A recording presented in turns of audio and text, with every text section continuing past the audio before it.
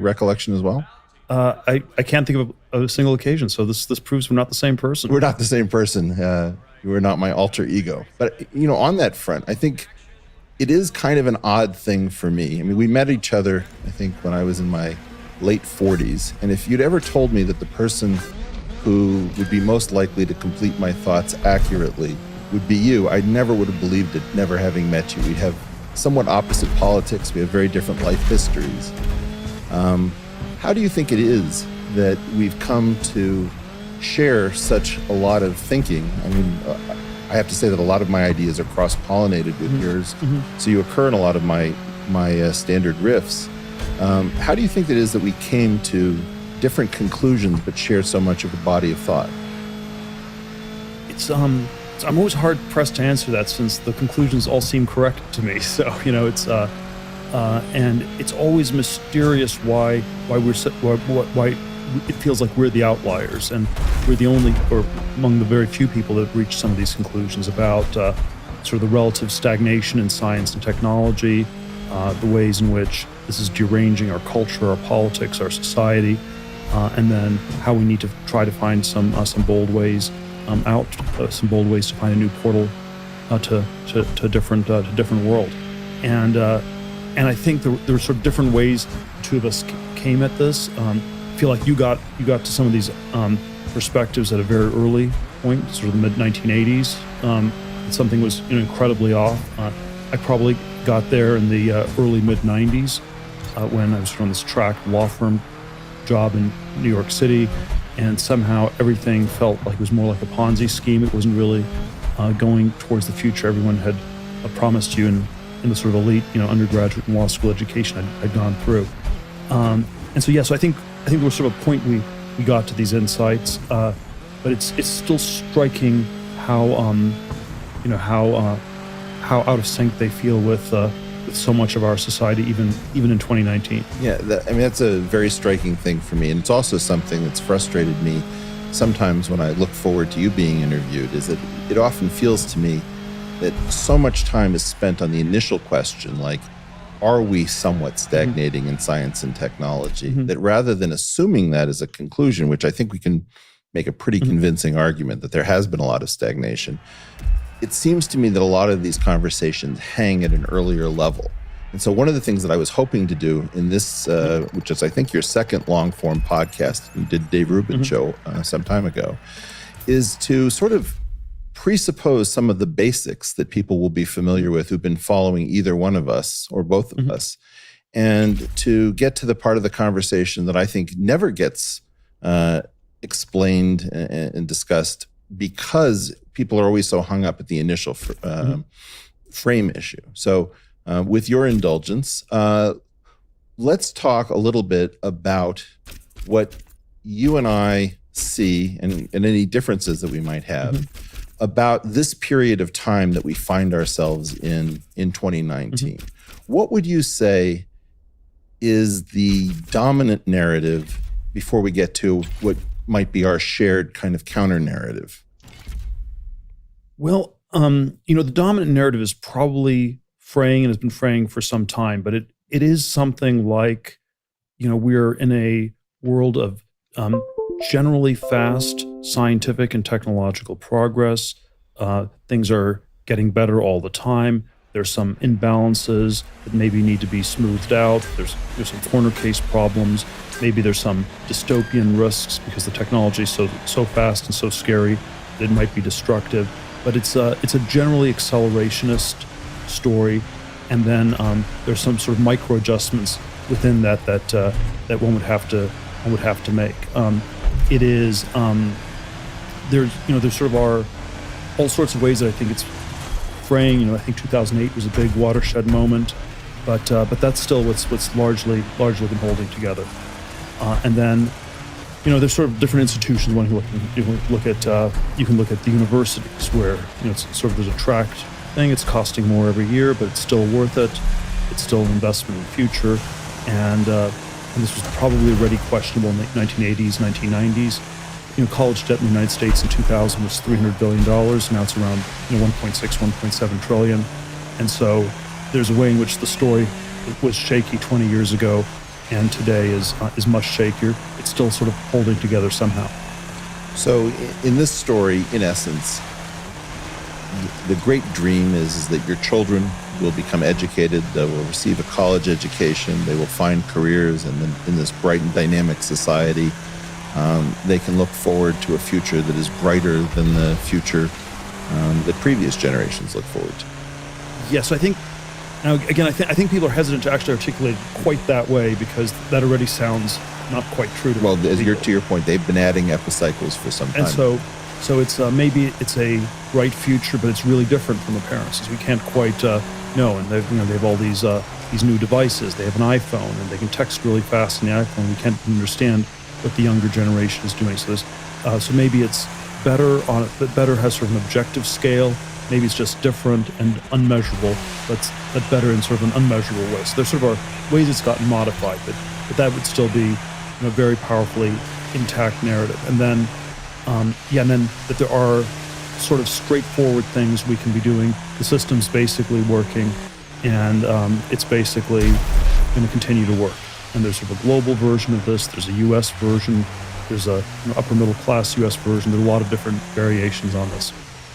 So it always strikes me that one of the things that you do very well is that you're willing, and you're famously a chess player, you're willing to make certain sacrifices in order to advance a point. And in this case, I think you and I would both agree that there's certain areas that have continued to follow the growth story more than the general economy, and that you have to kind of give those stories their due before you get to see this new picture. Where do you think the future has been relatively more bright in recent years?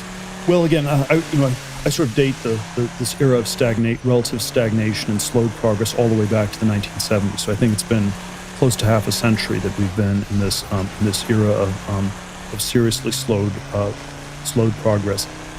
Obviously, a very big exception to this has been the world of bits, computers, internet, mobile internet, software, and so Silicon Valley has somehow been this dramatic exception.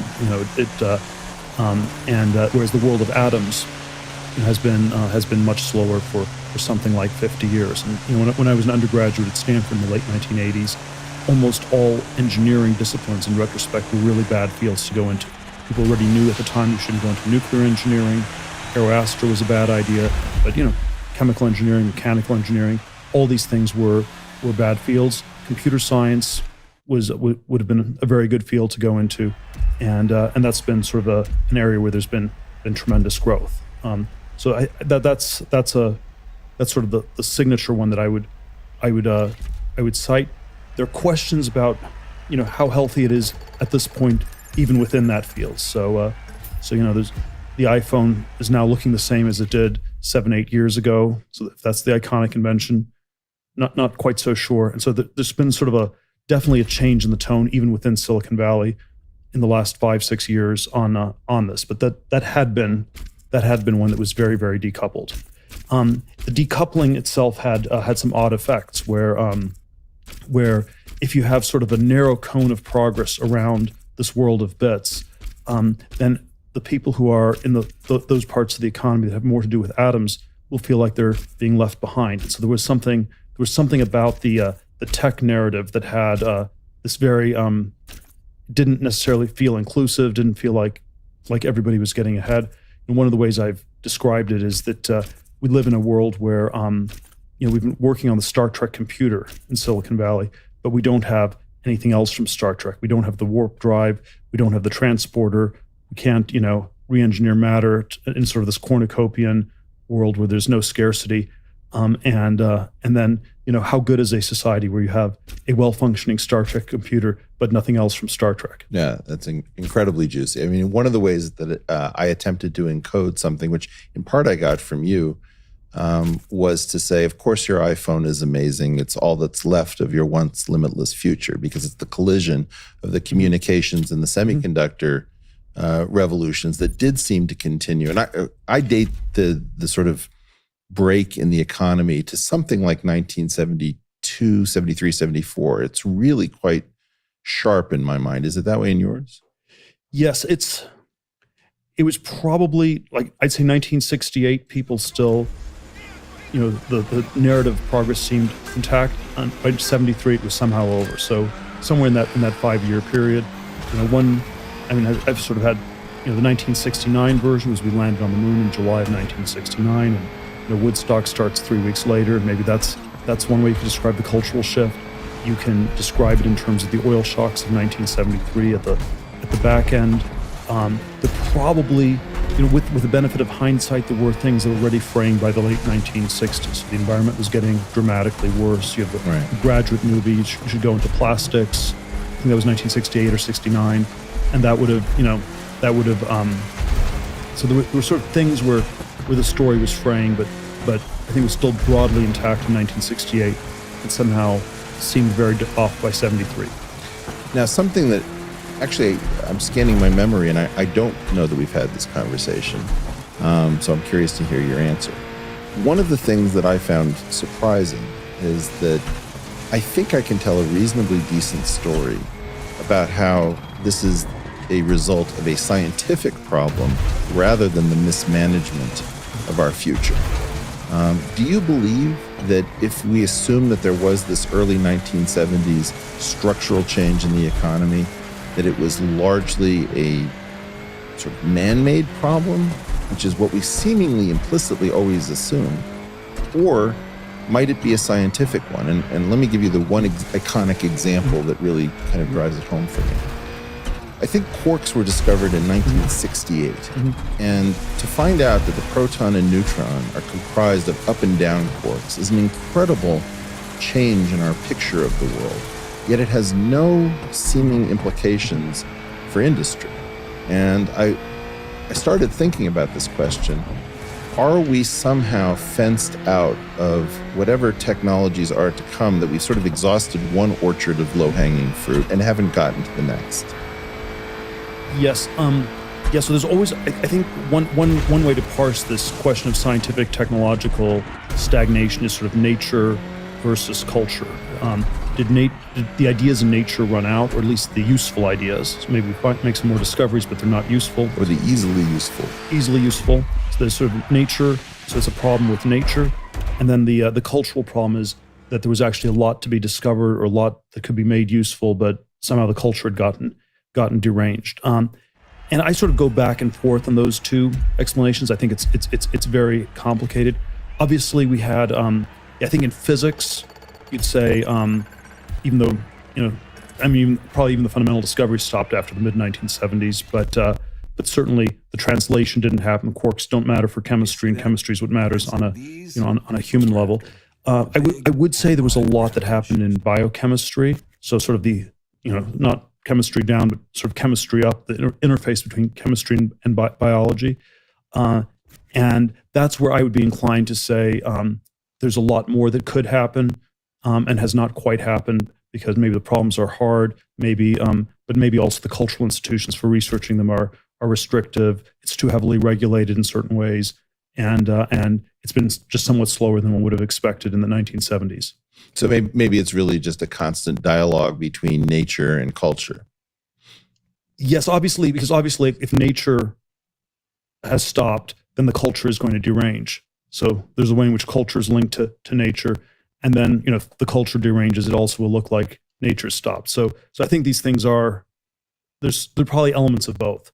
But I am always optimistic in the sense that I think we could have done better.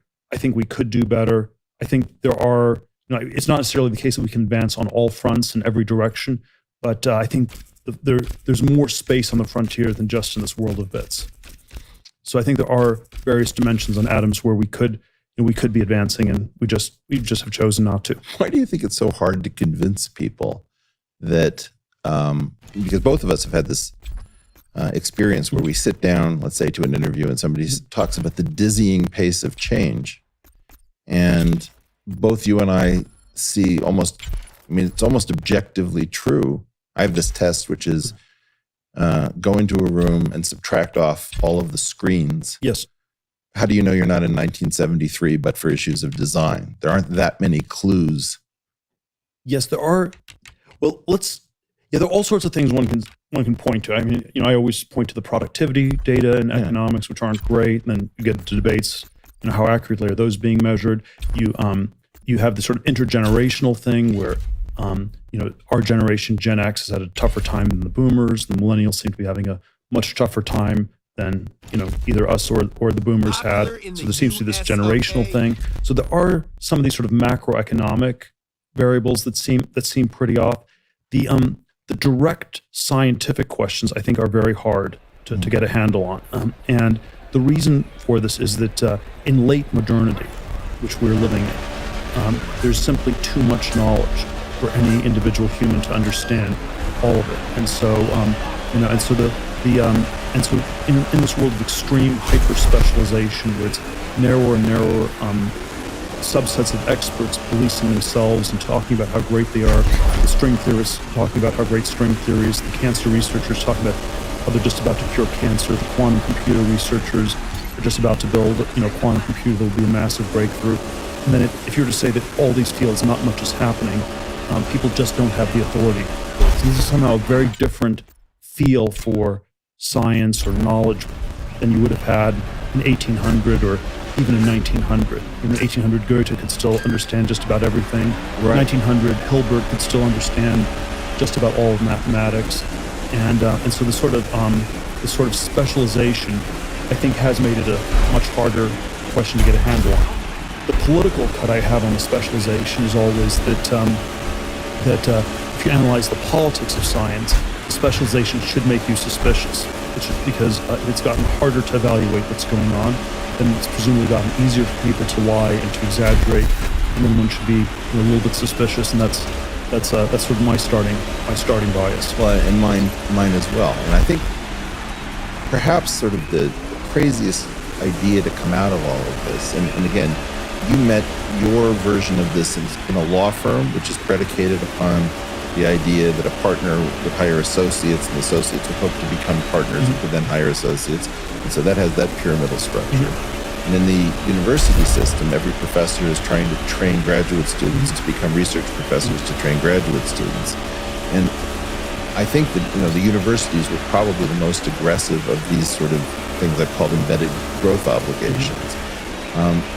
But the implication of this idea that we structured almost everything on an expectation of growth, and then this growth that was expected ran out, it wasn't as high and as stable and as technologically led as before, has a pretty surprising implication, which is, let's not dance around it. It feels like almost universally, all of our institutions are now pathological. Or sociopathic, or whatever you want to call them. Yes, I suppose there are sort of two ways one could imagine going. If you had these expectations of great growth, great expectations. Is the Charles Dickens novel from the 19th century. We had great expectations, and then you can try to be honest and say the expectations are dialed down, or you can continue to say everything's great and it just happens not to be working out for you, but it's working out for people in general.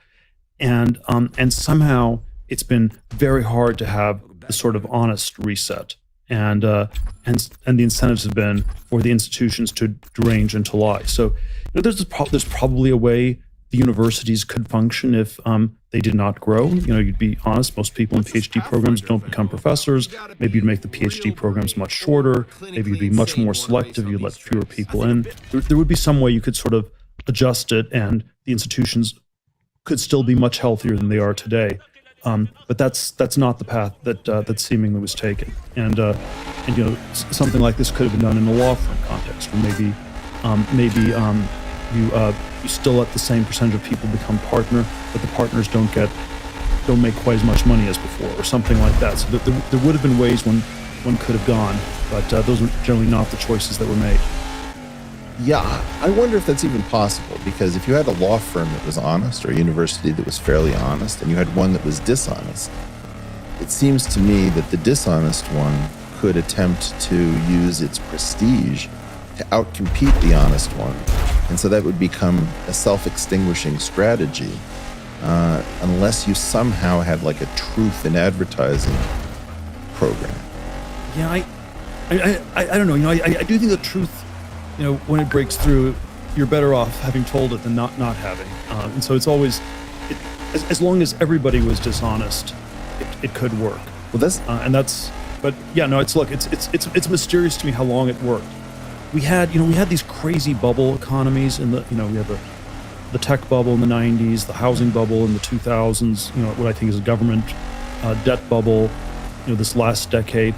And so if you've had this sort of, up-down bubble, that's sort of harder to see than if things were just flat. So if the growth in 1970, things just flatlined, and you had 40 years of no growth, that would have been problematic, and you might have noticed that very quickly. Right. But in a sense, simplifying a lot, you could say we had, the 70s were down, the 80s were up, the 90s were up, the 2000s were down. So 2 down, 2 up, net flat. But it didn't feel that way internally. There was a lot of excitement, a lot of stuff happened. And so, and California was like a even more extreme version of this. The last 3 recessions in California were much more severe than in the country as a whole. The recoveries were steeper, and so California's felt incredibly volatile. Volatility gets interpreted as dynamism, and then before you know it, 30 or 40 years have passed.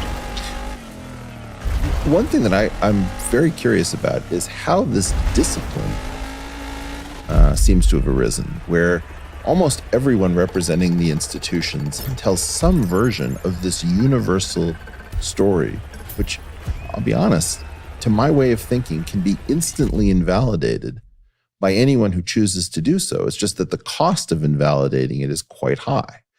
Paul Krugman wrote this column called A Protectionist Moment, where he said, let's be honest, the financial elite's case for ever freer trade has always been something of a scam. And so you had people who were participating in this who seem to have known all along that there's no way of justifying this on paper, but yet were willing and able to participate with seemingly very few consequences to their careers. Like, didn't give opportunities to people who were heterodox and saying, hey, aside from a few bright spots, more or less, we've actually entered a period of relative stagnation. How did this happen? How is it that this feels so? Well, I think the individual incentives were very different from the collective incentive. The collective incentive, we should have an honest conversation and level set things and get back to a better place. I think the individual incentives were often, you pretend that it's working great for you. It's like if you're, there are 20,000 people a year who move to Los Angeles to become movie stars, about 20 of them make it. And so you could say, well, it's been really hard. Nobody wants to hire me. This is a terrible city.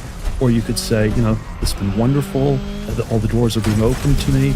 And that's the second one is more fictional, but that's sort of the thing you're supposed to say if you're succeeding. And I think there's a way. This is how we've been talking about globalization, where it's sort of a glib globalization. It's working great for me, and I'd like to have more people, more talented people come to the U.S. I'm not scared of competing with them, and on and on. So this sort of is this this. Or academia, if you're a professor in academia, so the tenure system is great. It's just picking the most talented people. I don't think it's that hard at all. It's completely meritocratic. And if you don't say those things, well, we know you're not the person to get tenure. Yeah, So I think there is sort of like this individual incentive where you're supposed, if you pretend the system is working, you're simultaneously signaling that you're one of the few people who should succeed in it. So one image that I have, and you and I have talked, I use the word kayfabe for the system of nonsense that undergirds professional wrestling, and you've taken to using LARPing, live action role playing. It strikes me that we have 2 separate parallel systems. Now, this podcasting experiment that you and I are now part of provides for a very unscripted, out of control narrative. And then there's this parallel institutional narrative that seems to exist in a gated form where the institutions keep talking to each other and ignore this thing that's happening that has reached more and more people. So that you effectively have multiple narratives, one of which I think almost no one needs to believe. It's just that the institutions need to trade kind of lies and deceptions back and forth amongst themselves. How is it that these two things can be kept separate? It's like a real wrestling league and a professional wrestling league side by side, where somehow they just don't come into contact. Well, I think if they came into contact, something they could, then they wouldn't both be able to exist. So I think that's not surprising if they can't come into contact. I don't think it's a terribly, I don't think it's ultimately stable. So I think ultimately, our account is going to prevail. The institutional account is so incorrect that it will ultimately fail. I've probably been more hopeful about how quickly truth prevails than it has, but I would still be very hopeful that our account is really going to break through in the next few years. I've been talking about the tech stagnation problem for the better part of a decade. And I think when I was talking about this in 2008, 2009, 2010, this was still a fringy view. It was very fringy within Silicon Valley. And I think even within Silicon Valley, there's sort of a lot of people who've come around to it, who've partially come around to it. There's a sense that tech has a bad conscience. It feels like it's not delivering the promises. Google had this propaganda about the future, and it's now seen as the self-driving cars are further away than people expected. And so I think there is sort of a sense that things have shifted a lot over the last decade. But even like 5 years ago, I mean, it feels to me, I moved out to work with you in 2013, and I'd never seen a boom before. I mean, this was one of the things that was really important to me, is that being in academics, the academy had been in a depression since this change around 1972, 73. And seeing a boom and seeing people with like flowers and dollar signs in their eyes, talking about a world of abundance and how everything was going to be great. It seemed like everybody was the CEO or CTO of some tiny company. And then very, very quickly, it all started to change. And I felt like a lot of people moved back into the behemoths from their little startup having failed. A lot of the ideology felt poisonous, like don't be evil was not even something you could utter without somebody snickering behind your back. There's like a self-hating component where the engineers have been recruited ideologically and are like not actually there to do business. How did this happen so quickly? Well, Am I wrong about that? No, it's striking how fast it's happened. It's striking how much it's happened in the context of a bull market. So if you describe this in terms of psychology, you'd think that people would be as angry in Silicon Valley as they are today. The stock market must be down 40 or 50%. It's like, people in New York City were angry in 2009. They were angry at the banks. They hated themselves. But, the stock market was down 50, 60%. The banks had gotten obliterated. And that sort of makes sense psychologically. And the strange thing is that in terms of the sort of a lot of the macroeconomic indicators, the stock markets, the valuations of the larger companies, it's like way beyond the dot-com peaks of 2000 in all sorts of ways. But the mood is not like late 99, early 2000. It has this very different mood. And the way I would explain this is that for the people involved, it is sort of a look ahead function. So it is, yes, this is where things are, but are they going to be worth a lot more in 5 years, 10 years? And that's gotten a lot harder to tell. And so there's been growth, but people are unhappy and frustrated because they don't see that much growth going forward, even within tech, even within this world of bits, which had been very, very decoupled for such a long time. Now, one of the things that's interesting to me is that when we talk like this, a lot of people are going to say, wow, that's a lot of gloom and doom. So much is changing, so much is better. And yet, what I sense is that both you and I have an idea that we've lived our entire life in some sort of intellectual Truman Show where everything is kind of fake and something super exciting is about to happen. Do you share? Is that a fair telling? That? Well, I think there's been the potential to get back to the future for a long time, and there have been breaks in this Truman Show at various points. There was a big break with 9/11. There was a big break with the 2008 crash. you could say there's some sort of break with Brexit and Trump, and Yep. in the last few years, it's still like a little bit undecided what that all means. But I think there were a lot of reasons to question this and reassess this for some time. The reassessments never quite happened, but I would say I think we're now at the point where this is really going to happen in the next 2 years to 5 years to a decade. I don't think the Truman Show can keep going that much longer.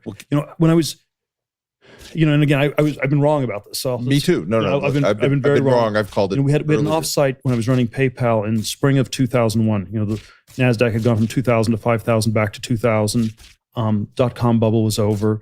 And I was explaining, we're just battening down the hatches. At least our one little company has survived and we're going to survive. And, but the sort of insanity that we saw in the .com years will never come back in the lifetimes of the people here, because, psychologically, you can't go that crazy again while you're still alive. Right. The 1920s didn't come back till maybe the 1980s or something. We're long-lived. Generationally, was over. And yet, already in 2001, we had the incipient housing bubble, and somehow the show has kept going for 20 years. Well, with a crazy narrative, like the whole narrative behind the Great Moderation. I mean, I remember just like clutching my head. How can you tell a story that we've banished volatility? Yes, it's always, I always think of the 1990s narrative was the new economy, and you lied about growth. And then the 2000s narrative was the Great Moderation, and you lied about volatility. And maybe, the sort of, the 2010s one is secular stagnation, where you lie about the real interest rates, because the other two don't work anymore. And sort of a complicated way these things connect. But yes, new economy sounded very bullish in the 90s. Great Moderation was still a reason to be long stocks, but sounds less bullish.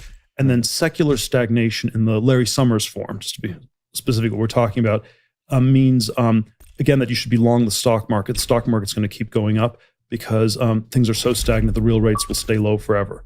So they are equally bullish narratives, although they sound less bullish over time. So that effectively we need what happened with the Roaring '20s followed by the Depression was that there was a general skepticism. And here the skepticism seems to be specific to something different in each incarnation. That you keep having bubbles with some lie you have yet to tell. Yes, but I think, and of course, I think the crazy cut on the 20s and 30s was that we didn't need to have as big of a crash. You could have probably done all sorts of intervention, because the 1930s was still a period that was very healthy in terms of background scientific technological innovation. If we just rattle off what was discovered in the 1930s that had real world practical things, it was the aviation industry got off the ground. The talkies and the movies got going. You had the plastics industry. You had the you had secondary oil recovery. You had household appliances got developed. And by 1939 there were 3 times as many people who had cars in the U.S. as in 1929. And so there was this crazy tailwind of scientific and technological progress that then somehow got badly mismanaged financially by whoever you blame the crash on. And so I think that's what actually happened in the 30s. And then we tried to sort of manage all these financial indicators much more precisely in recent decades, even though the tailwind wasn't there at all. So let me focus you on 2 subjects that are important for trying to figure out the economy going forward. I'm very fond of perhaps overclaiming, but making a strong claim for physics, that physics gave us atomic devices and nuclear power and ended World War II definitively. It gave us the semiconductor, the World Wide Web. Theoretical physicists invented molecular biology, the communications revolution. All of these things came out of physics. And you could make the argument that physics has been really underrated as powering the world economy. On the other hand, it's very strange to me that we had the 3-dimensional structure of DNA in '53. We had the genetic code 10 years later. And we've had very little in the way of, let's say, gene therapy to show for all of our newfound knowledge. Now, I have no doubt that we are learning all sorts of new things, to your point about specialization in biology. But the translation hasn't been anything like what I would have imagined for physics. So it feels like somehow we're in a new orchard and we're spending a lot of time exploring it, but we haven't found the low-hanging fruit in biology. And we've kind of exhausted the physics orchard because what we've found is so exotic that, whether it's two black holes colliding or, a third generation of matter or quark substructure, we haven't been able to use these things. Are we somehow between revolutions? Well, I would say the question of what's going on I'd be pessimistic on physics generally. So that's sort of be my bias on that one. Biology, I continue to think we could be doing a lot more. We could be making a lot more progress. And the pessimistic version is that biology is just somehow is much harder than physics, and therefore it's been slower going. The more optimistic one is that the culture is just broken. We've had very talented people go into physics. You go into biology. If you're less talented, it's sort of like you can sort of think of it in Darwinian terms. You can think of biology as selection for people with bad math genes. If you're good at math, you go into physics, go to math or physics or at least chemistry. And biology was sort of selected for all of these people who were somewhat less talented. So that might be a cultural explanation for why it's been slower progress. But I mean, we had people from physics. We had like Teller and Feynman and Crick. There's no shortage of, to my earlier point, molecular biology anyway was really founded by physicists more than any other thing, I think. Why is it that in an era where physics is stagnating, we don't see these kind of minds? Like, I'm a little skeptical of that theory. Well, I'm not. I'm not so sure. Like, if you're a string theory person or even sort of an applied experimental physicist, I don't think you can that easily reboot into biology. I mean, these disciplines have gotten sort of more rigid. It's pretty hard to transfer from one area to another. When I was an undergraduate, you still had some older professors who were polymaths who knew a lot about a lot of different things. Right. This is I think the way one should really think of Watson and Crick or Feynman or Teller. They were certainly world class in their field, but also like incredible in a lot of highly different fields. transgressive. And the cultural or institutional rule is no polymaths allowed. Wow. You can be narrowly specialized, and if you're interested in other things, you better keep it to yourself and not tell people, because if you say that you're interested in computer science and also music or studying the Hebrew Bible, wow, that's just that must mean you're just not very serious about computer science. Well, so I totally want to riff on this point, because I think you've hit the nail on the head. To my way of thinking, the key problem is, if you go back to our original contention, which is that there is something universally pathological about the stories that every institution predicated on growth has to tell about itself when things are not growing. The biggest danger is that somebody smart inside of the institution will start questioning things and speaking openly. And it seems like the polymaths would be the people who could connect the dots and say, there's not that much going on in my department, there's not much going on in this department over here, not that much going on in this department over there. And those people are very, very dangerous. One of my friends studied physics at Stanford in the late 90s. His advisor was this professor at Stanford, Bob Laughlin, who in the late 90s, this brilliant physics guy. Late 90s, he gets a Nobel Prize in physics, and he suffers from the supreme delusion that now that he has a Nobel Prize, he has total academic freedom and he can do anything he wants to. And he decided to direct it at, there are all these areas you probably shouldn't go into. You probably shouldn't question climate science. There are all these things one should be careful about. But he went into an area far more dangerous than all of those. He was convinced that there were all these people in the university who were doing fake science, were wasting government money on fake research that was not really going anywhere. And he started by investigating other departments. He started with the biology department at Stanford University. And you can imagine this ended catastrophically for Professor Laughlin. His graduate students couldn't get PhDs. He no longer got funding. Nobel Peace Prize, Nobel Prize in Physics, no protection whatsoever. Julian Schwinger fell out of favor with the physics community despite being held in its highest regard and having a Nobel Prize. And he used the epigram in a book where he wanted to redo quantum field theory around something he called source theory. He said, if you can't join them, beat them. And I think it comes as a shock to all of these people that there's no level you can rise to in the field that allows you to question the assumptions of that field. Right. It's like, you're sort of proving yourself. You're getting your PhD. You're getting your tenured position. And then at some point you would think that you've proven yourself and you can talk about the whole and not just the parts. But you're never allowed to talk about more than the parts. Like the person in the university context, or the class of people who are supposed to talk about the whole, right, I would say are university presidents, because they are presiding over the whole of the university, and they should be able to speak to what the nature of the whole is, what sort of progress the whole is making, what is the health of the progress of the whole, and we don't.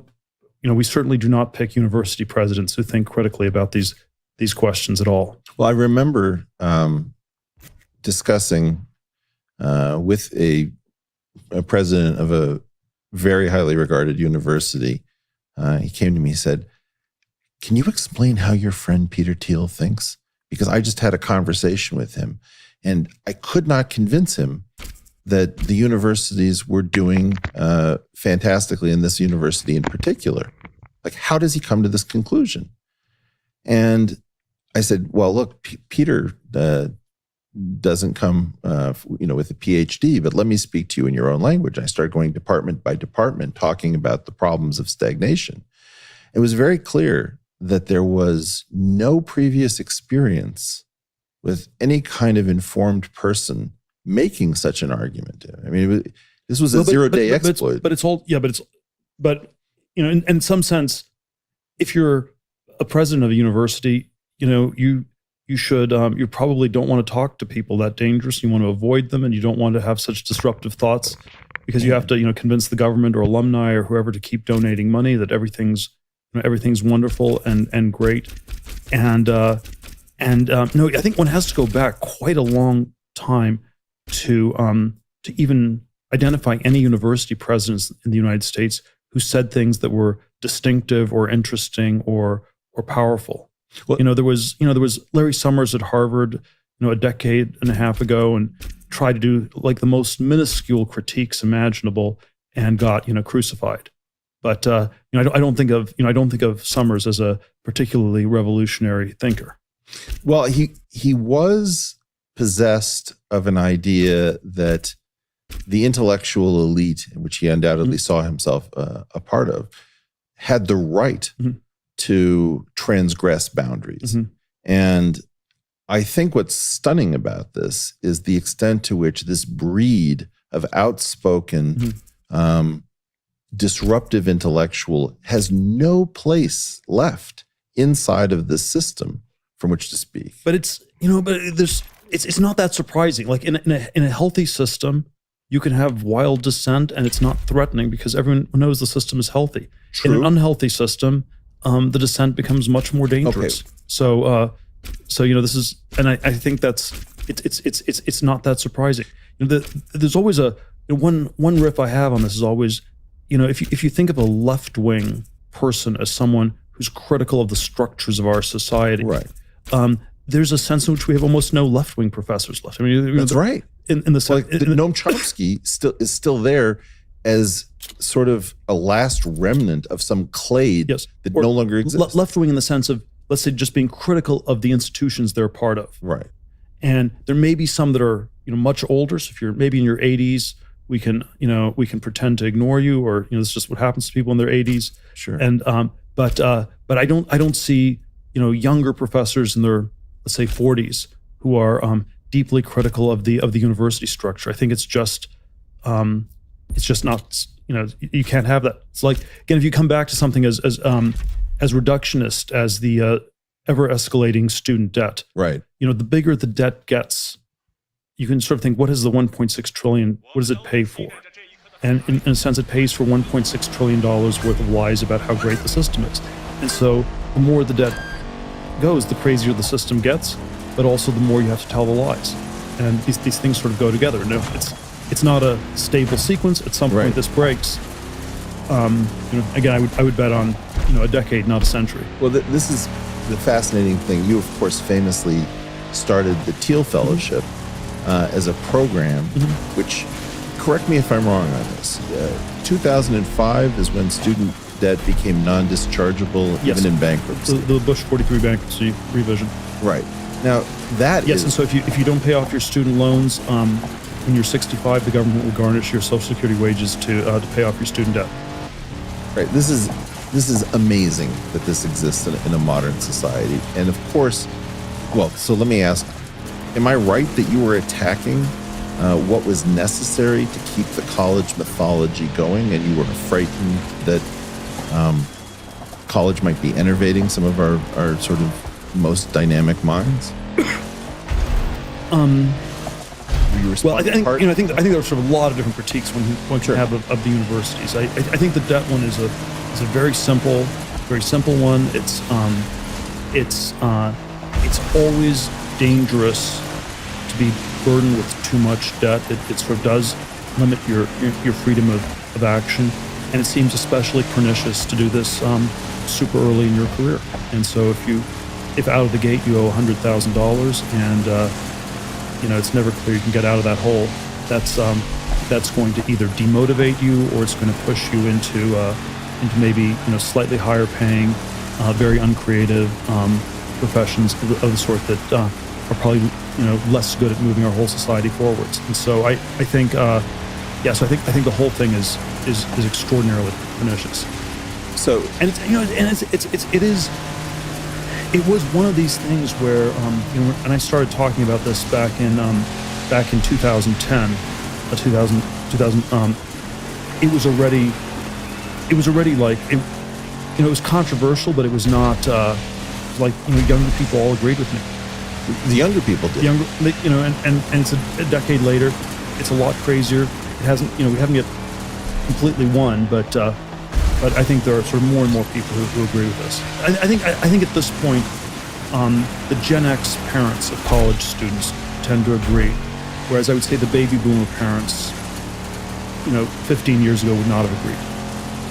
The 2008 crisis was a big watershed in this too, where you could say the tracking debt, roughly made sense as long as all the track careers worked. And 2008 really blew up, consulting, banking, sort of a number of the more track professions got blown up. And so that was kind of a watershed. Now, something which is, this is incredibly dangerous, but also therefore quite interesting. If you imagine that the baby boomers have, in some sense, in order to keep the structure of the university going, have loaded it up with administrators, have hiked the tuition much faster than even medical inflation, let alone general inflation. This becomes a crushing debt problem for people who are entering the system.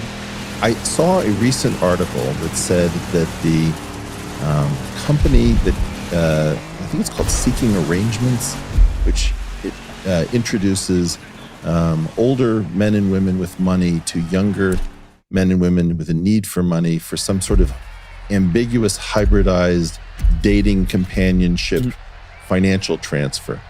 And the claim was that lots of students were using this supposed sugar daddying and sugar mommying, I don't know what the terminology is, in order to alleviate their debt burden.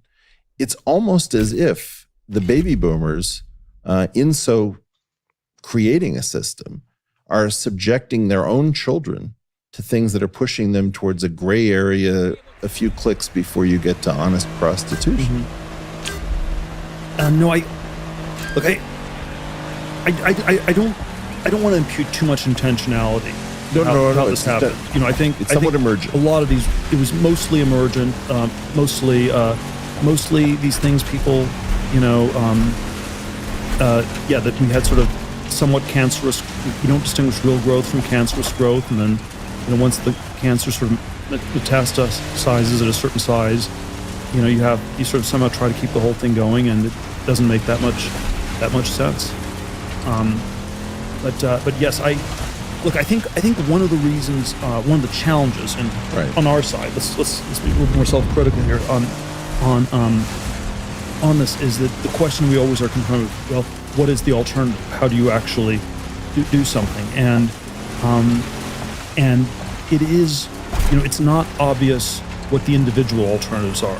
On an individual level, if you get into an elite university, it probably still makes sense to go.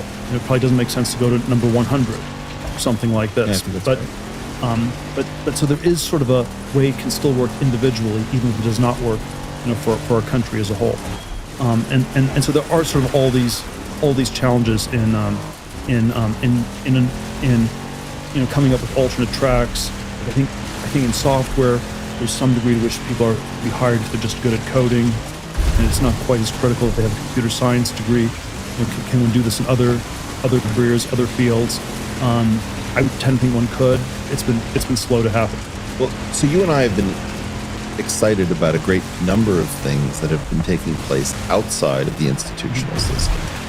But one of the things that I continue to be mystified by is that we are somewhat politically divided, where you are well known as a conservative, and I really come from a fairly radical, progressive streak. So we have this common view of a lot of the problems, but sometimes we come to very different ideas about how those problems should be solved. Do you want to maybe just try riffing, Sure. figuring out, assume that we somehow found ourselves in a position of some degree of power with an ability to direct a little bit more than we have currently. What would you do to create the preconditions, so not necessarily picking particular projects, but what would you try to do to create the preconditions where people are really dreaming about futures, both at a technological level, family formation, making our civil society healthier?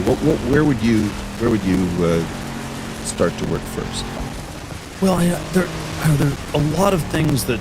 So I'm always a little bit uncomfortable with this sort of question, because you can turn it on me too. Because I feel like we're not going to be dictators of the United States, and then there are all sorts of things we could do if we were dictators. But certainly, look, I would look at the college debt thing very seriously. I would say that it's dischargeable in bankruptcy, and if people go bankrupt, then part of the debt has to be paid for by the university that did it. There has to be some sort of local accountability. So this would be that would be sort of a more right-wing answer. The left-wing answer is we should socialize the debt in some ways, and the universities should never pay for it, which would be more the Sanders Warren approach. But so that would be one version. I think there is.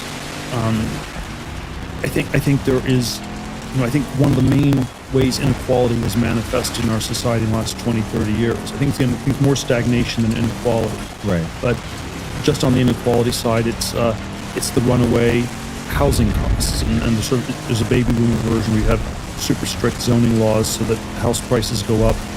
The house is your nest egg. It's not a place to live. It's your nest egg for retirement. And I would try to figure out some ways to dial that stuff back massively, and that's probably intergenerational transfer, where it's bad for the asset prices of baby boomer homeowners, but better for younger people to get started in sort of family formation or starting households.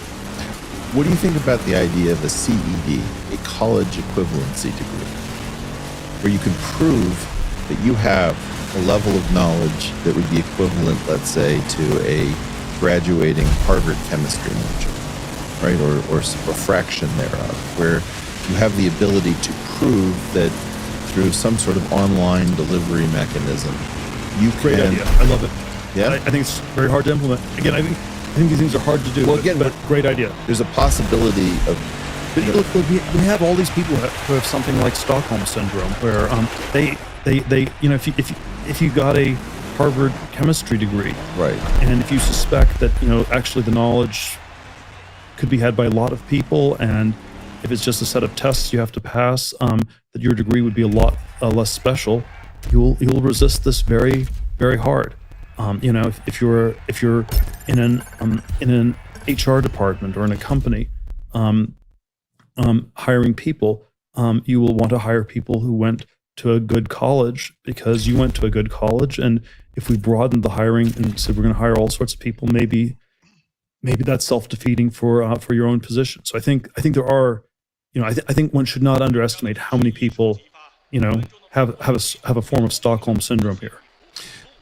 So some other ideas. At some point when we were talking about, and I should have said earlier that the Teal Fellowship, for those who don't know, is a program that has historically at least began paying very young people who've been admitted to colleges to drop out of those colleges. So they got to keep the idea that they'd been admitted to some fairly prestigious place, but then they were given money to actually live their dreams and not put them on hold. Yes, it has been an extremely successful and effective program. It's not scalable.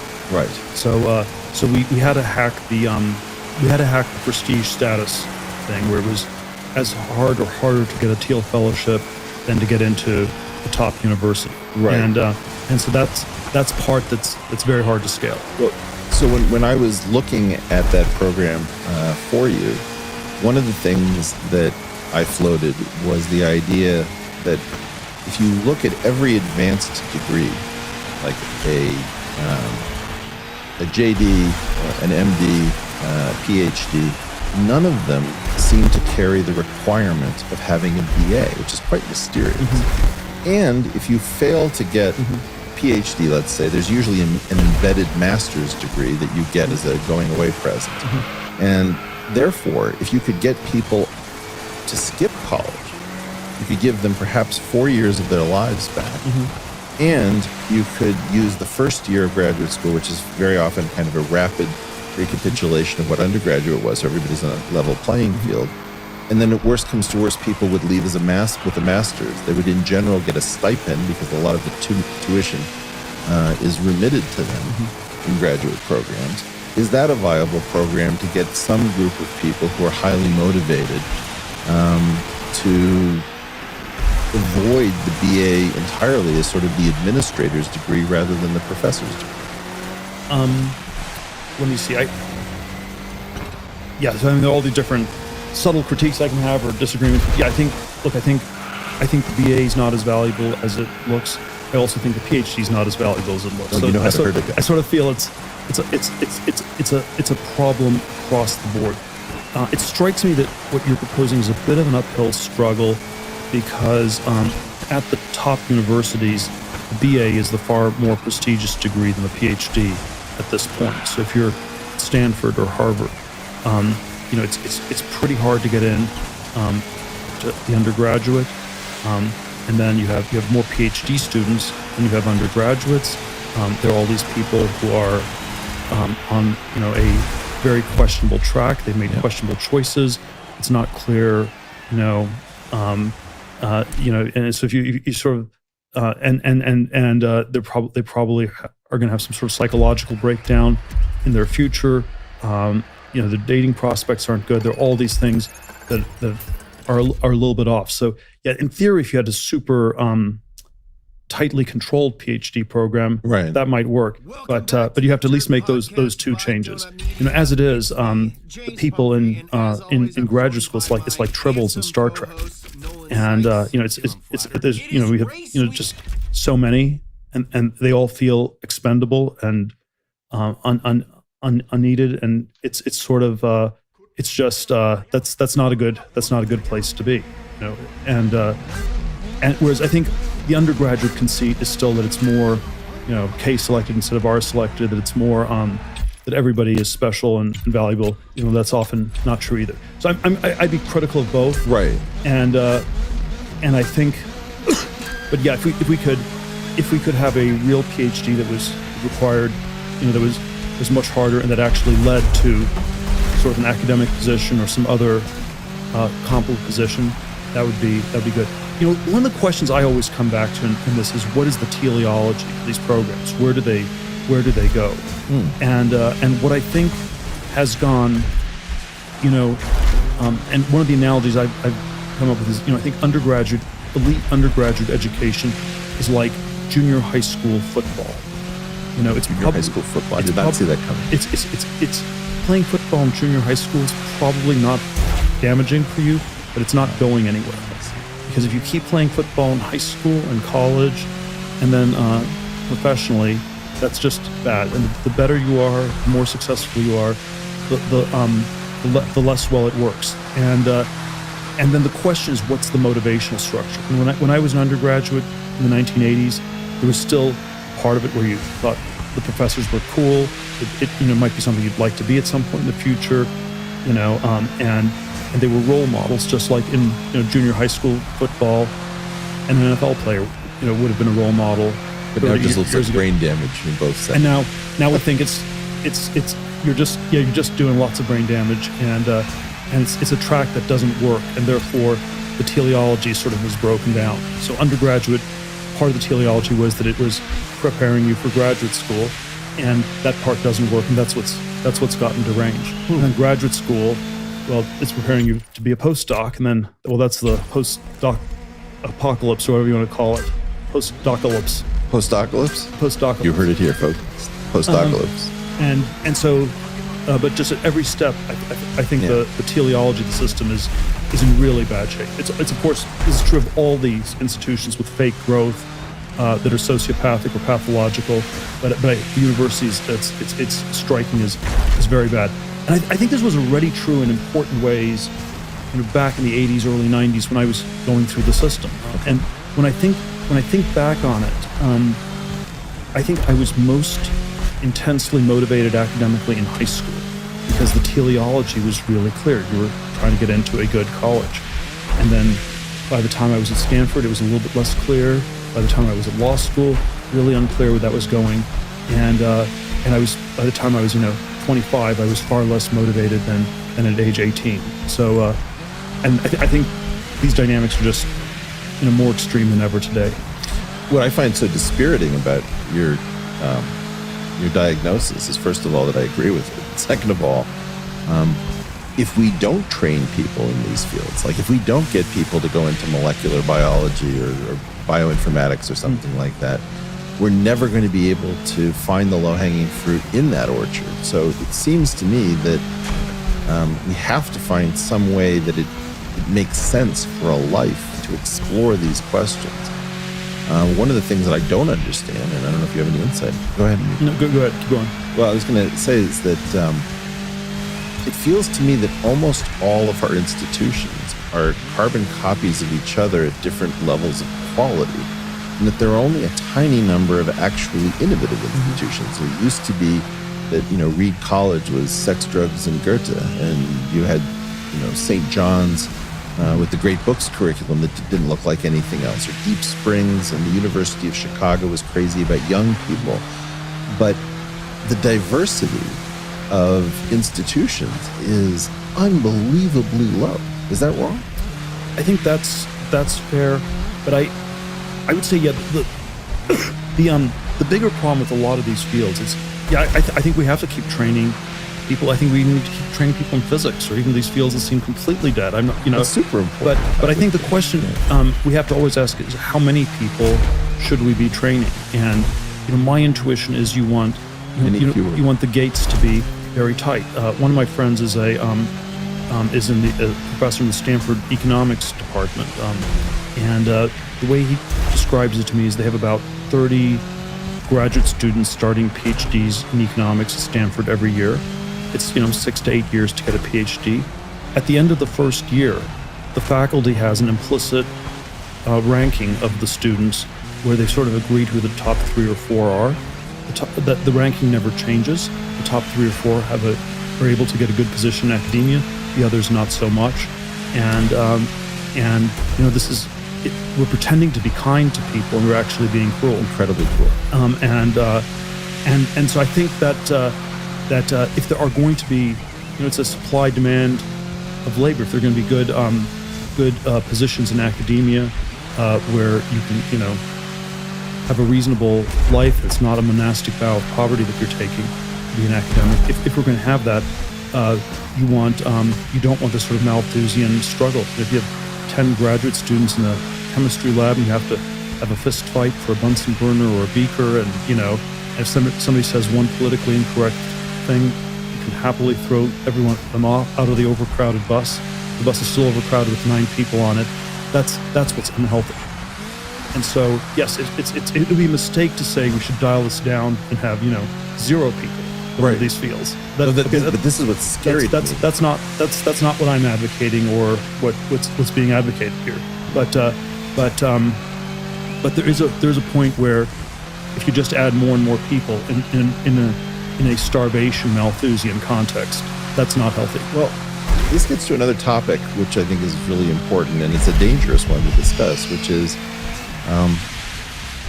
it seems to me that power laws, those distributions with very thick tails, where you have a small number of outliers that often dominate all other activity, are ubiquitous, and that particularly with respect to talent, whether we like them or not, they seem to be present where a small number of people do a fantastic amount of all of the innovation.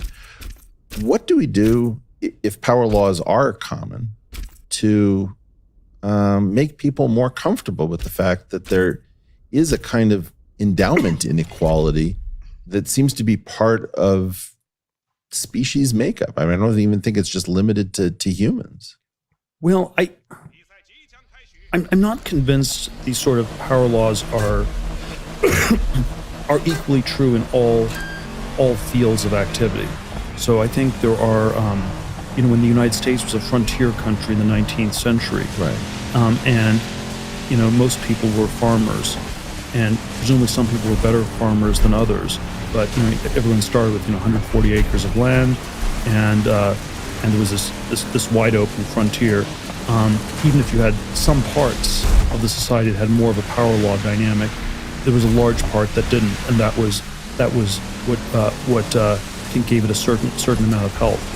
And the challenge is if we geared our society saying that all that matters is education and PhDs and academic research, and that this has this crazy power law dynamic, then you're just going to have a society in which there are lots of people playing video games in basements or something like that. So that's the way I would frame it. But yeah, I think there definitely are some areas where this is the case, and then we just need we need more growth for the whole society. If you have growth, you'll have a rising tide that lifts all boats. And so it's always it's the stagnation is the problem. Well, I've joked about this as we are not even communistic in our progressivism, because the old formulation of communism was from each according to his abilities to each according to his needs.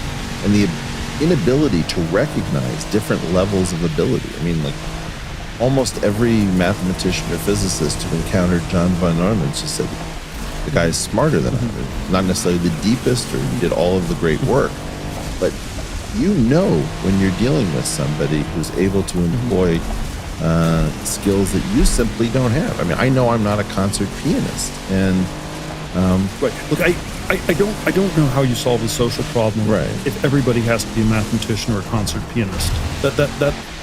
I want a society in which we have great mathematicians and great concert pianists. That seems that would be a very healthy society. Right. It's very unhealthy if every parent thinks their child has to be a mathematician or a concert pianist, and that's the kind of society we unfortunately have. Well, this is why I try to sell you sometimes on a more progressive view of the world, which is I want deregulated capitalism. I want the people who have the rare skill sets to be able to integrate across many different areas. And to be honest, this is the thing that I wish more people understood about what you bring, which is that you're able to think in 15 different idioms that most people only have one or two of. And so whatever it is that you're doing to integrate these things as an investor into direct research and direct work is really something that, I've watched firsthand for 6 years.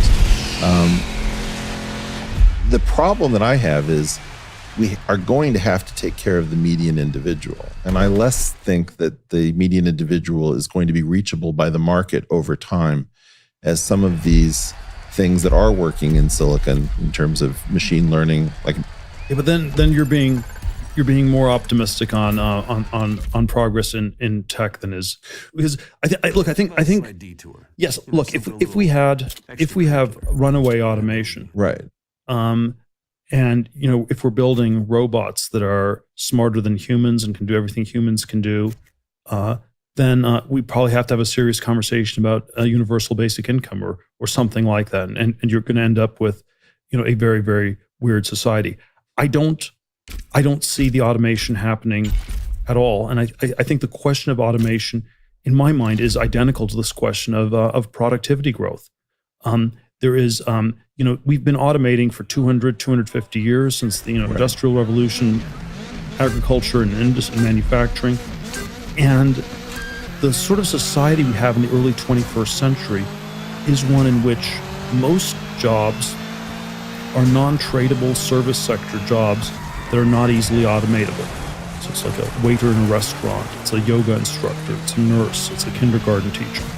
And that's what most jobs in our society are. And because they're so, they've been so resistant to automation, that this may be one of the reasons why the productivity numbers are slowing down. Right. Even if we're still innovating as fast in manufacturing, and even if we're still improving agriculture, they're a smaller and smaller part of the economy. And so even 5% a year productivity growth in manufacturing, that means a lot more in manufacturing 60% of the economy than it does when it's, say, 20% of the economy.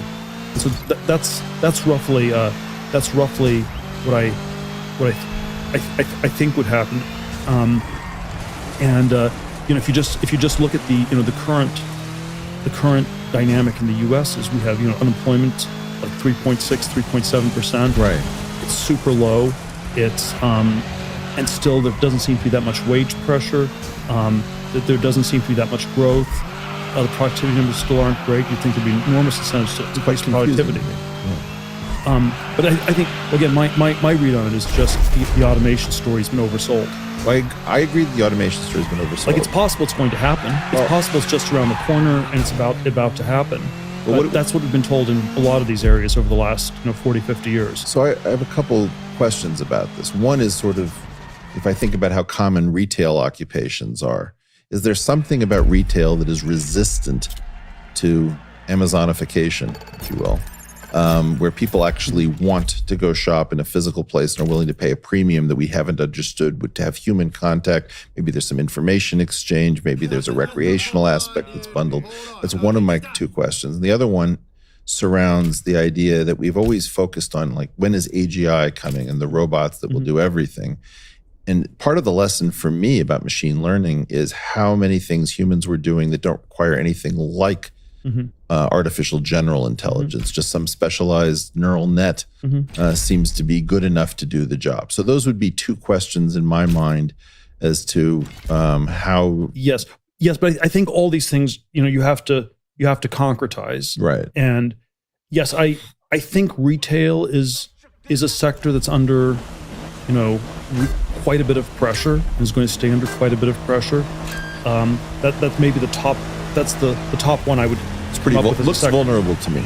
But that's the, and that's like Amazon is the most threatening of the big tech companies, and that it's threatening a lot of other companies elsewhere in the industry and disrupting them and making things more efficient, but probably with a lot of sheer forces at work in that process.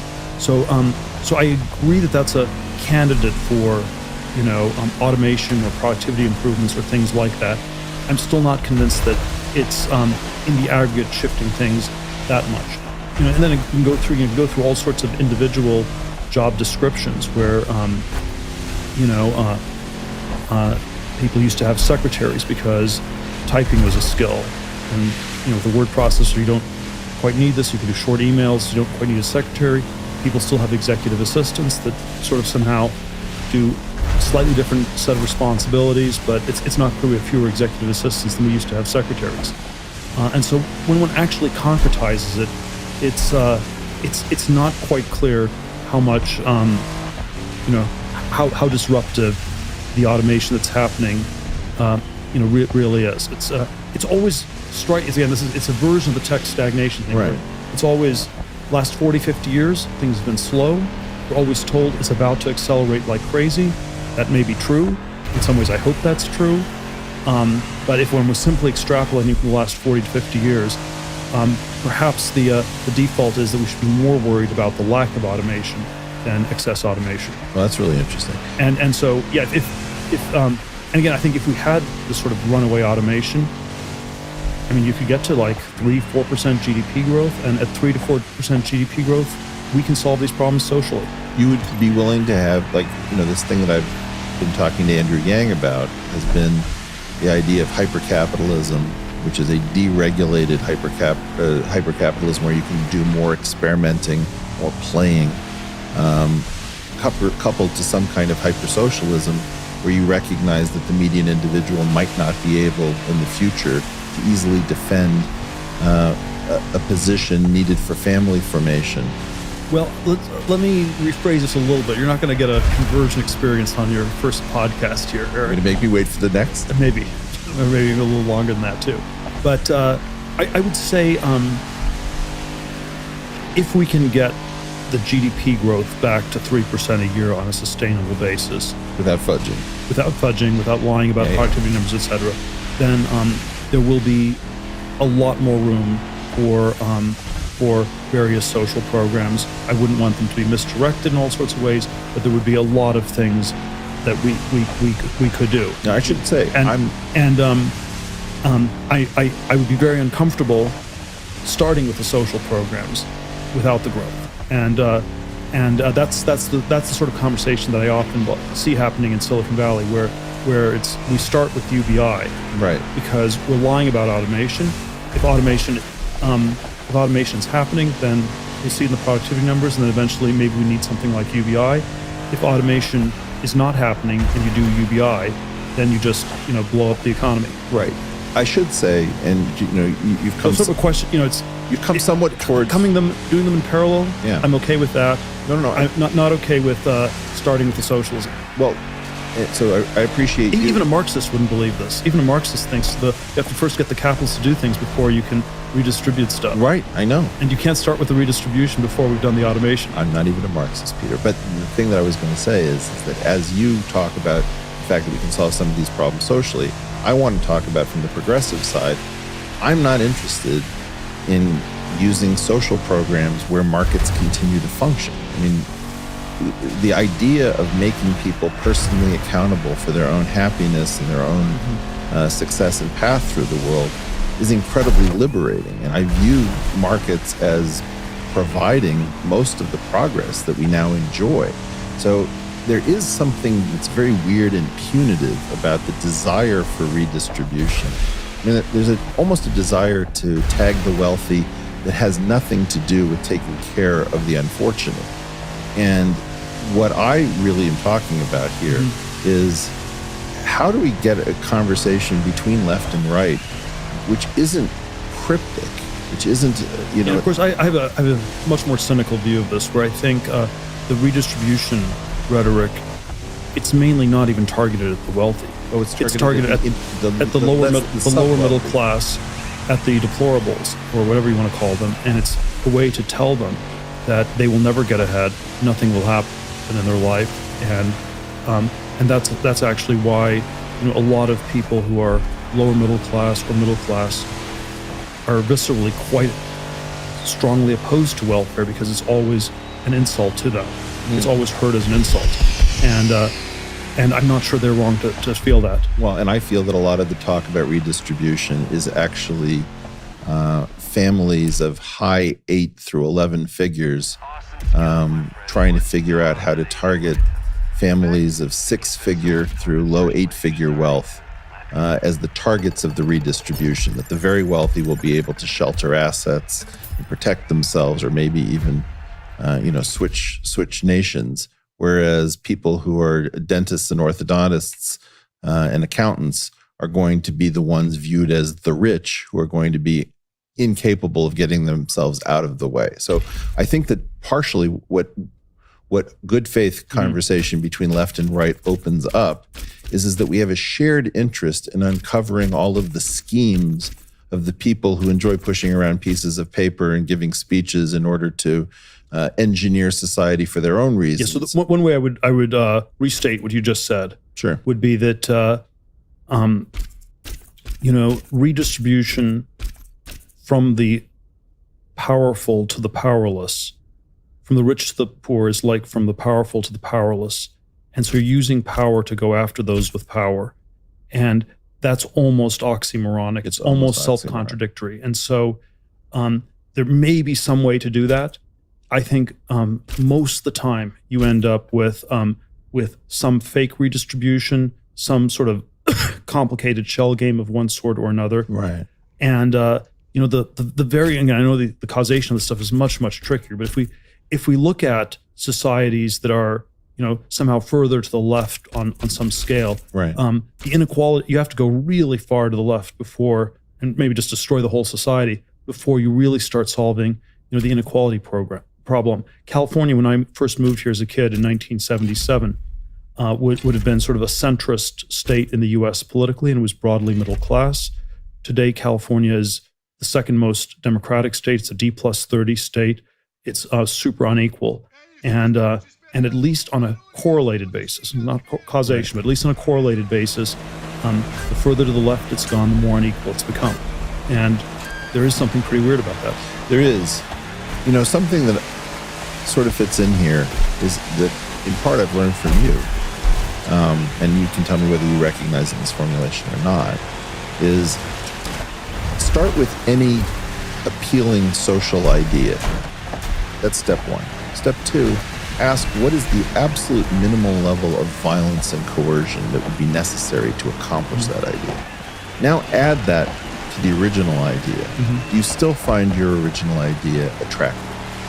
And that this flips many of these propositions into territory where I suddenly realize that something that people see as being very attractive actually can only be accomplished with so much misery, right, even if it's done maximally efficiently, that it's no longer a good idea. And I think that this has been very influential in my thinking. And what I've... Yeah, look, the visceral problem with communism is not its redistributive tendencies. It's the extreme violence. It's that you have to kill tons of people. There's always a one of the professors I studied under at Stanford, Rene Girard, was a sort of great philosophical, sociological, anthropological thinker, and he had this observation that he thought communism among Western intellectuals became unfashionable. You could date it to the year 1953, the year Stalin died, and the reason was they were not communist in spite of the millions of people being killed.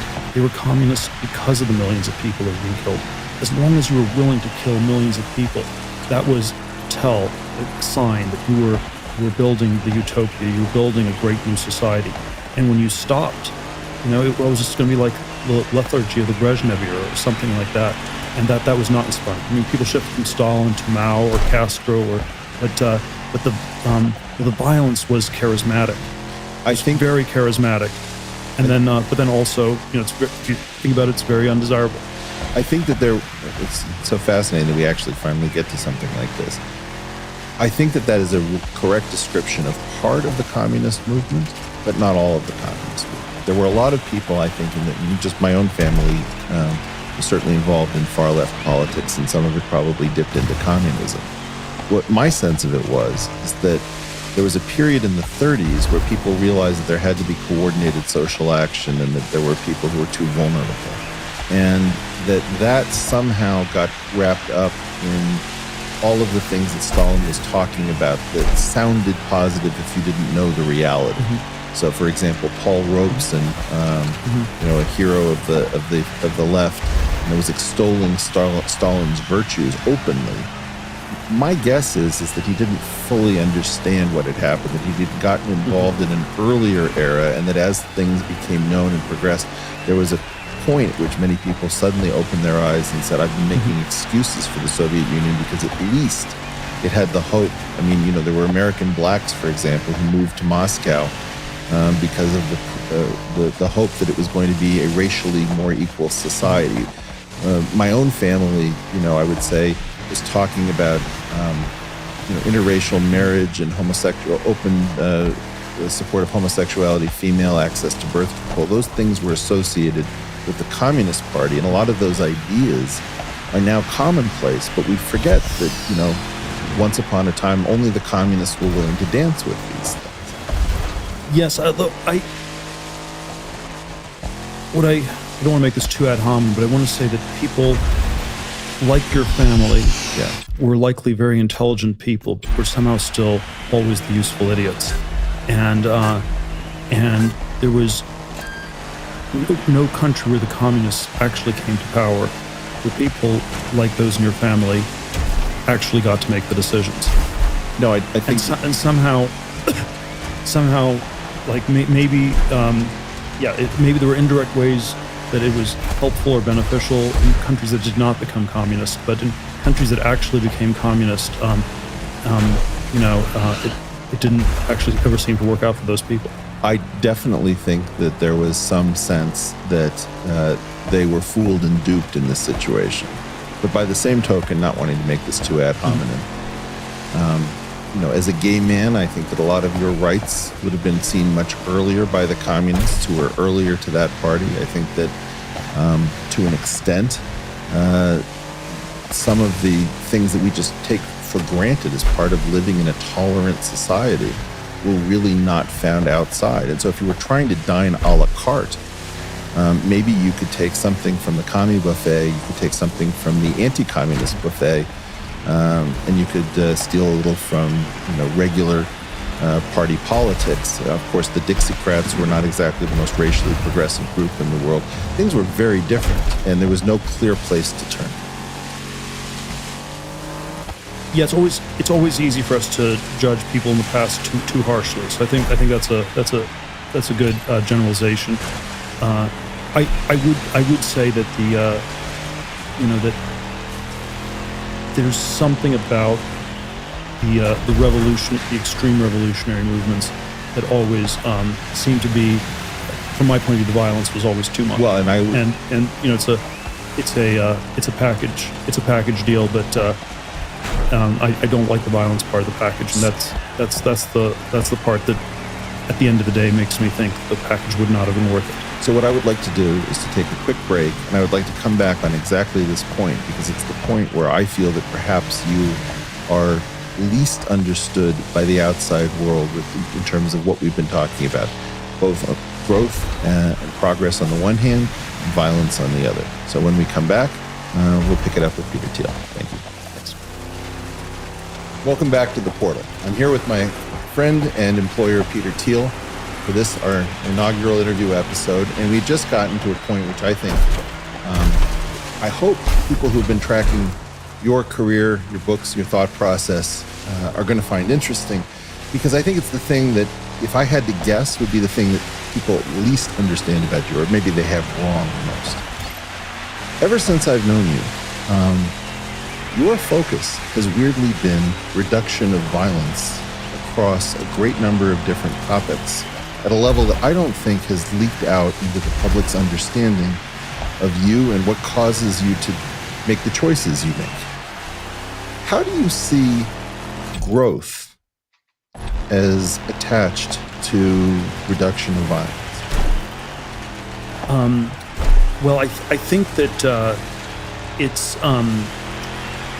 it's very hard to see how anything like the kinds of societies we have in Western Europe, the United States, could function without growth. I think the way sort of a parliamentary Republican democracy works is you have a group of people sitting around the table that craft complicated legislation, and there's a lot of horse trading, And as long as the pie is growing, you can give something to everybody. When the pie stops growing, it becomes a zero-sum dynamic, and the legislative process does not work.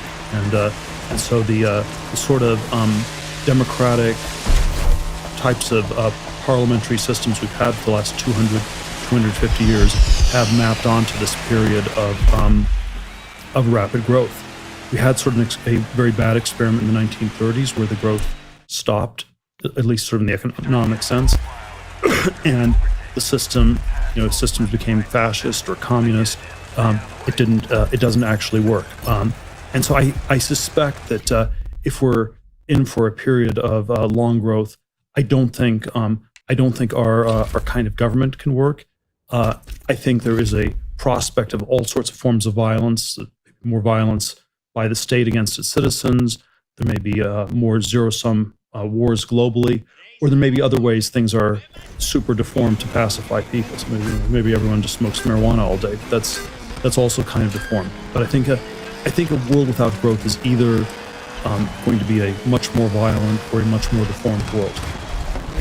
And again, it's not the case that growth simply solves all problems. So you can have very rapid growth, and you can still have a problem of violence. You can still have bad things that can happen, but that's our only chance. Without growth, I think it's very hard to see how you have a good future.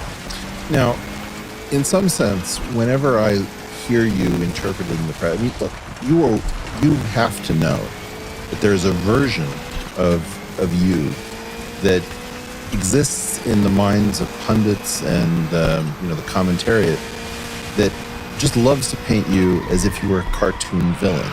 And I always think that for those people who are actually confused about you, as opposed to those who wish to be confused about you, it's as if you're looking through a window and they're looking at the reflection in the window, not understanding what it is that you're focused on. Why do you think it is that almost nobody sees your preoccupation with violence reduction? Well, it's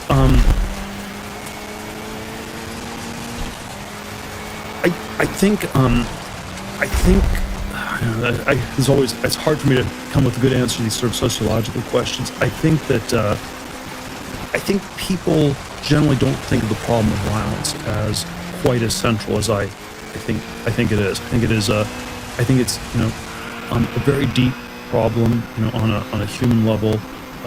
If you think of sort of this mimetic element to human nature, where we copy one another, we want the things other people want, and there's sort of there's a lot of room for conflict, and if it's not channeled very carefully, the violent conflict in human relationships and in human societies, between human societies, and this is sort of I think a very, very deep problem. And it's sort of, it's not sort of there's Christian anthropology, but you also have the same in Machiavelli, or there are sort of a lot of different traditions where human beings are, if not evil, they're at least dangerous, and I think the sort of softer anthropological biases that a lot of people have in sort of late modernity or in the Enlightenment world are that humans are by nature good, they're by nature peaceful,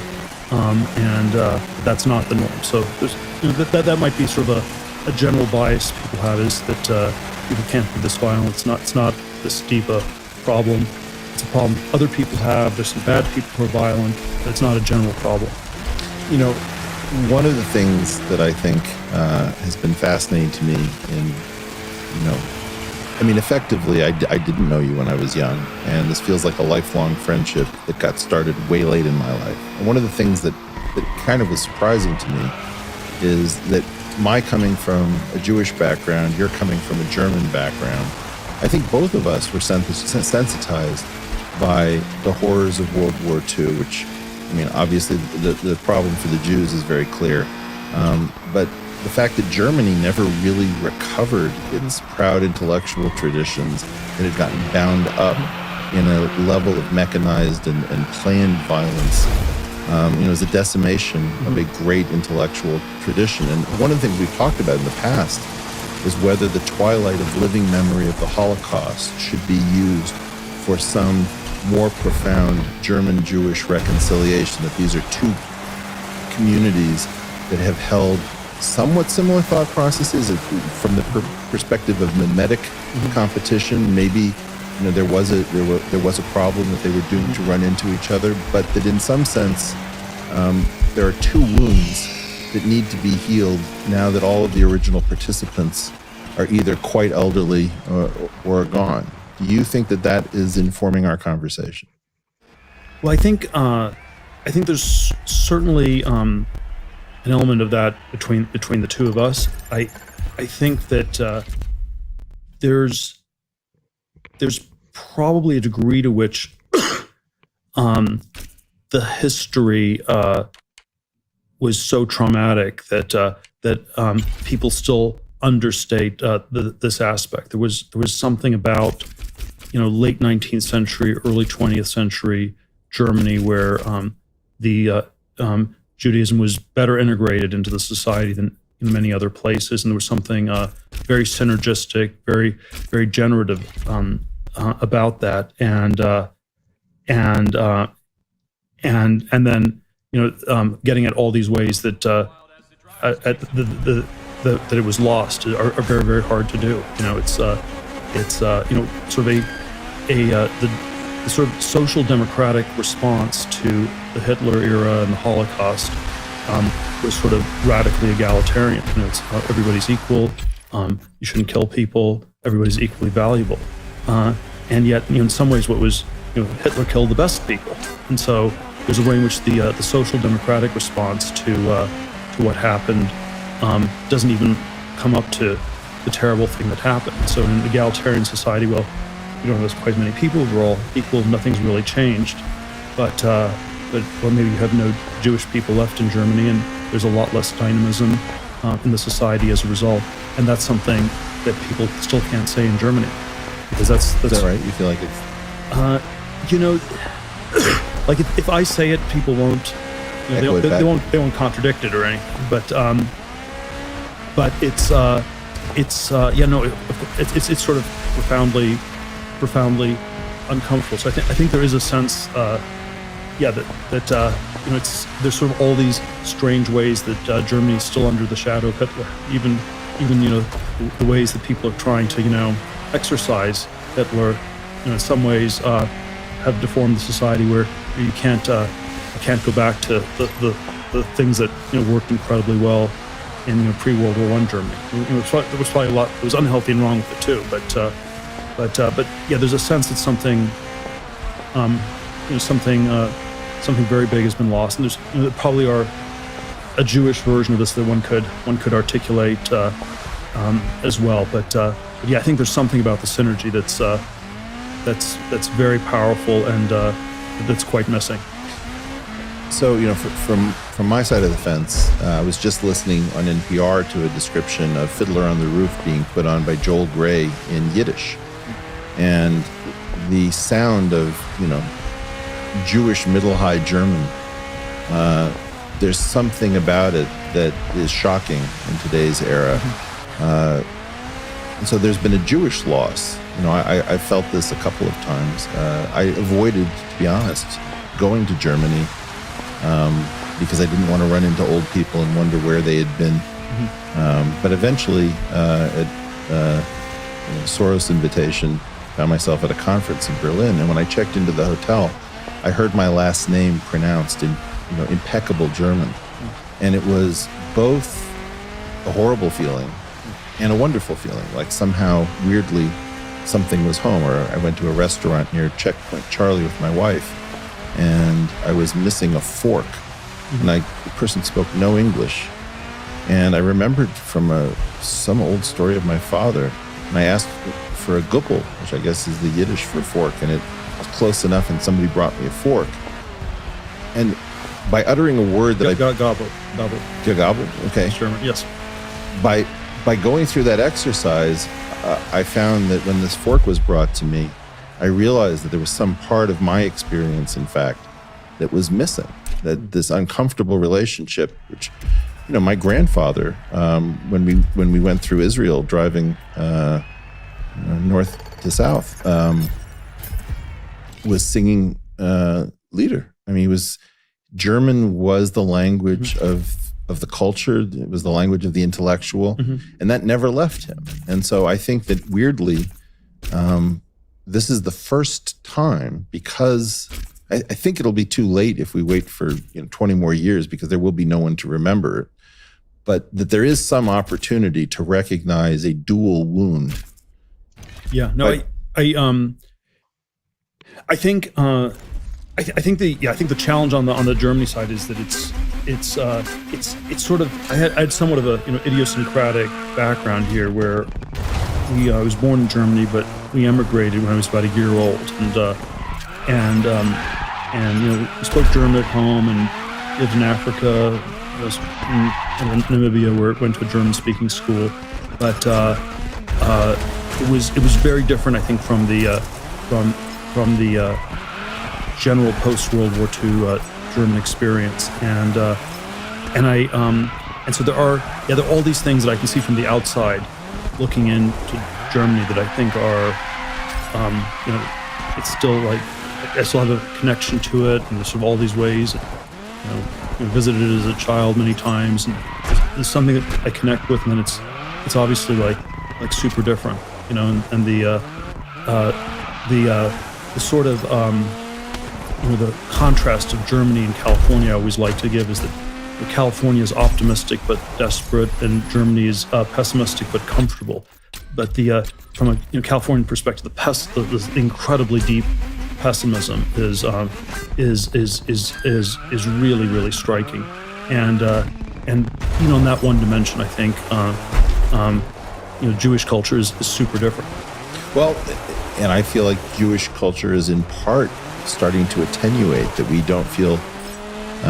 This is crazy talk, but we never thought that there was anything positive about anti-Semitism, and obviously it's not a positive thing, but there were positive externalities in that it allowed us to push ourselves very, very hard, because we always knew that we weren't going to get a fair shake, and that at any moment you might need to flee to some place that was less dangerous. And I feel that as we've become comfortable, we've lost some of the dynamism, which is a hard thing to admit, but I do think that is in part true, just as I see, and I see this in Germany. Germany's intellectual contribution was so profound that nothing post-World War II seems to suggest the same nation. And I think that loss is a profound loss, not to Germany, but to the entire world. Yes, it's and of course one of the challenges is, we can sort of describe these things, we can speculate on, some of the causal things. It's I think it's somehow we don't want to go back. We can't go back. Can't and don't want to. I agree. And so there is a history, and I think something's been lost in both Germany and in Jewish culture, and how one reconstitutes this is even if we can convince people of the causes and the losses, what you actually do about it is super hard to say, and that's sort of always the strange dynamic of this.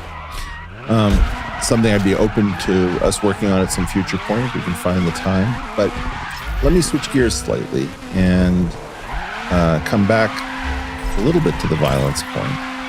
But one of the things that I think has become kind of interesting in our relationship is that a certain class of theories that are not popular in the general population are traded back and forth between us, partially around the idea of how do we restart growth, how do we avoid violence. And I wanted to sort of alert people who are interested in the portal concept to this idea of orphaned or unpopular theories that are traded among a few, but maybe not among the many. So if we could go through a few of these.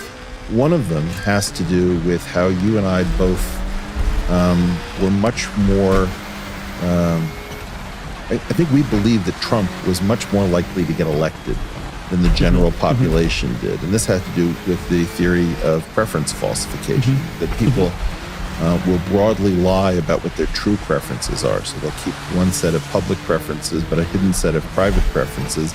And then in our culture, it gets revealed every 4 years, where you kind of have the Schrodinger's cat experiment. You find out where the country actually is.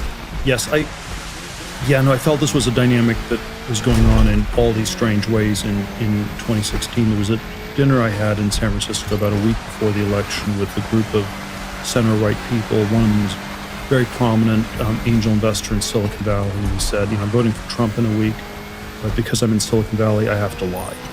And so he was unusually honest about lying.